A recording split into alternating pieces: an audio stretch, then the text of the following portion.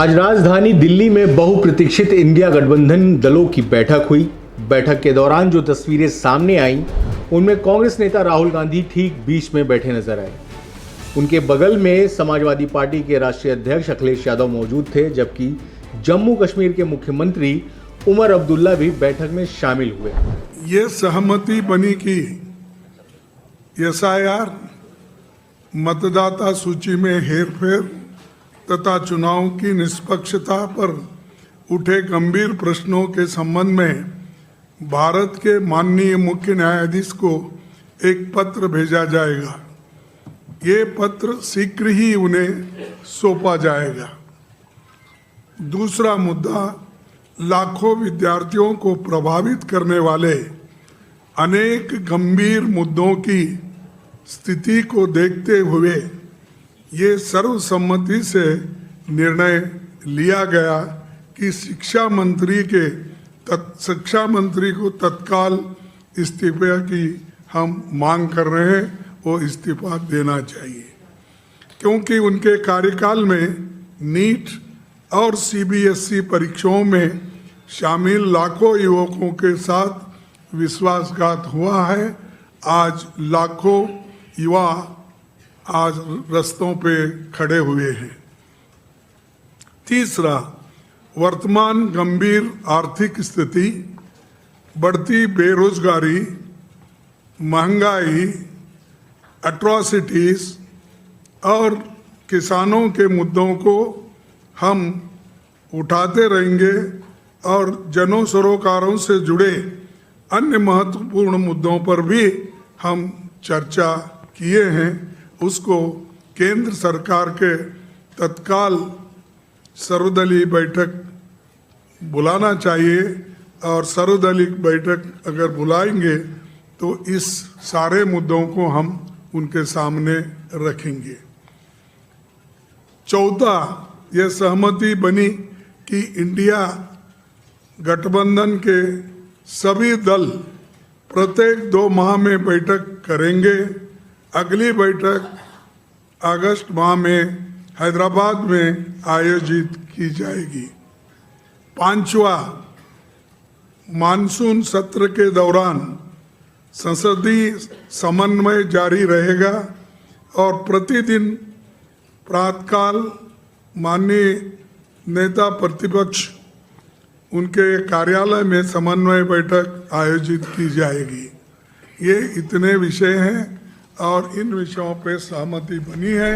यह महत्वपूर्ण बैठक कांग्रेस के आह्वान पर बुलाई गई थी। बैठक में एनसीपी नेता सुप्रिया सुले, वामपंथी नेता दीपांकर भट्टाचार्य समेत कई बड़े नेता मौजूद थे।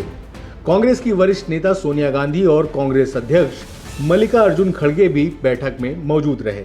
इस बैठक को बुलाने में पश्चिम बंगाल की पूर्व मुख्यमंत्री ममता बनर्जी की भूमिका महत्वपूर्ण रही और वह सोनिया गांधी के ठीक बगल में बैठी नजर आई।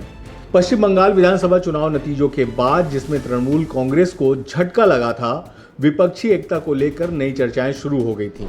खुद ममता बनर्जी ने भी संकेत दिया था कि वह इंडिया गठबंधन को और मजबूत बनाने की दिशा में सक्रिय भूमिका निभाना चाहती हैं। इसी वजह से इस बैठक को विपक्षी राजनीति के लिहाज से बेहद अहम माना गया था। इस बैठक में पीडीपी प्रमुख महबूबा मुफ्ती और आरजेडी नेता तेजस्वी यादव भी शामिल हुए। जानकारी के मुताबिक कुल 23 राजनीतिक दलों के प्रतिनिधियों ने बैठक में हिस्सा लिया। सभी की निगाहें इस बात पर टिकी थी कि विपक्ष आगामी राजनीतिक चुनौतियों को लेकर क्या रणनीति तैयार करेगा। बैठक का एक प्रमुख एजेंडा परिसीमन विधेयक को लेकर भी था। विपक्षी दलों के बीच इस बात पर चर्चा हुई थी कि अगर केंद्र सरकार आगामी संसद सत्र में परिसीमन बिल को दोबारा लाने की कोशिश करती है तो उसके खिलाफ किस तरह की संयुक्त रणनीति बनाई जाए।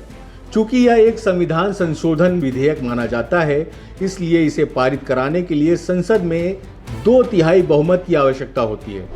विपक्षी दलों का मानना था कि भारतीय जनता पार्टी सहयोगी दलों और अन्य राजनीतिक दलों के समर्थन से जरूरी बहुमत जुटाने की कोशिश कर सकती है।